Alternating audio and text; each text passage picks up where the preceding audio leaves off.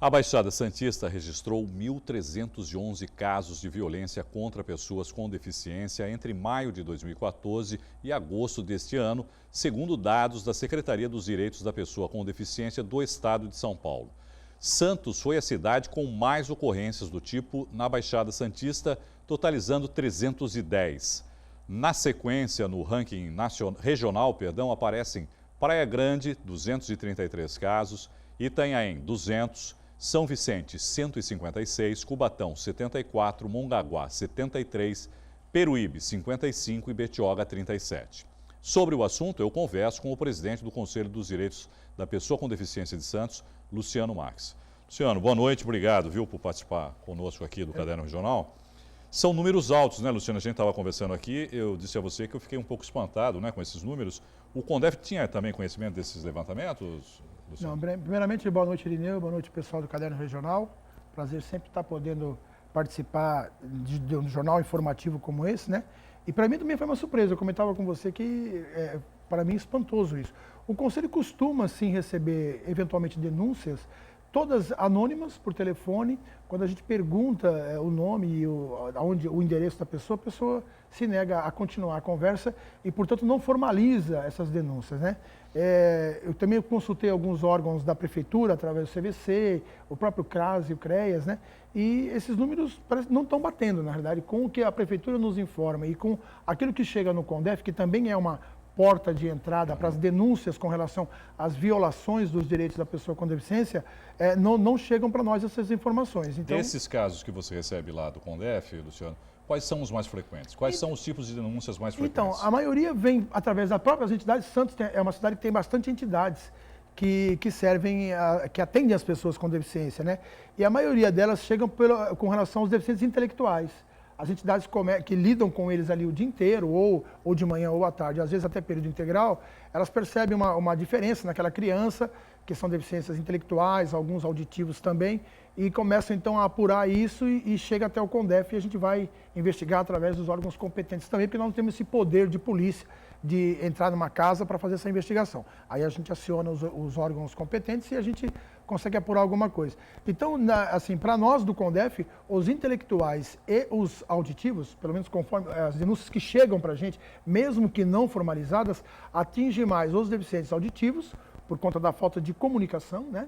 De verbalizar a agressão que está sofrendo, e os intelectuais, porque tem aquela ingenuidade, né? Não tem aquela malícia que nós temos. Então, eles são mais facilmente envolvidos nas artimanhas das pessoas que querem praticar o mal contra essas pessoas. Que vai contra o que a Secretaria de Estado apontou nessa pesquisa, né, Luciano, pelo que você está falando. Porque nessa pesquisa é o seguinte: os registros de violência são contra os deficientes físicos, em primeiro lugar, 46,93%. Seguido, sim, aí das pessoas com algum tipo de deficiência intelectual, que é 19,51%. Aí vem visual, 14,45%, auditiva, 13,2% e múltipla, 5,86%. A incidência, quando dividida por sexo, é maior entre os homens, 54%. Nossa, realmente, me causa espanto e curiosidade, né? Porque eu não sei qual foi a fonte que a Secretaria dos Direitos da Pessoa com Deficiência do Estado de São Paulo andou coletando esses dados, na realidade. É claro que, da nossa parte, enquanto CONDEF, as informações que temos, elas são informais à medida que as pessoas não formalizam efetivamente essas denúncias, né? Mas a gente, historicamente, pelo pouco que a gente acostuma atender, mesmo que espontaneamente e rapidamente, porque a coisa acaba não dando continuidade, os deficientes intelectuais, e principalmente o deficiente múltiplo, né? Porque parece que é o que menos tem incidência, né, de violência, que são os mais vulneráveis, na realidade, né? A pessoa com deficiência múltipla, ela tem uma deficiência intelectual, física, sensorial acoplada, né? Juntas. Ou é física sensorial, ou é sensorial intelectual, ou é física intelectual. Essas, com certeza, ficam bem mais vulneráveis, porque tanto em termos de locomoção, de intelecto ou por comunicação, fica difícil expressar a violência sofrida por essas pessoas. Então, eu realmente... estamos aguardando mais algumas informações para que a gente possa, de alguma forma, lutar contra isso, porque a gente sabe que existe, é verdade, existe, né? A violência está aí, né, Irineu? Claro. As crianças são as grandes vítimas. Ninguém está isento, né? As crianças e os jovens são muito fáceis, presas fáceis, né? Se tem uma deficiência, muito mais fáceis são ainda. Então a gente sempre sabe que acontece, infelizmente não chega como deveria chegar, até para que pudéssemos apurar esses casos. Até pensando nisso, então, Luciano, quer dizer, qual é a orientação que o CONDEF passa para essas pessoas, para que as pessoas realmente denunciem, de que forma elas podem denunciar e também vale lembrar que isso é um caso de polícia. É caso de polícia, claro, é uma afronta ao direito das pessoas, né? À liberdade, à saúde, à educação e ao respeito, né? ao seu próprio ser como pessoa. A nossa orientação, Irineu, é simples.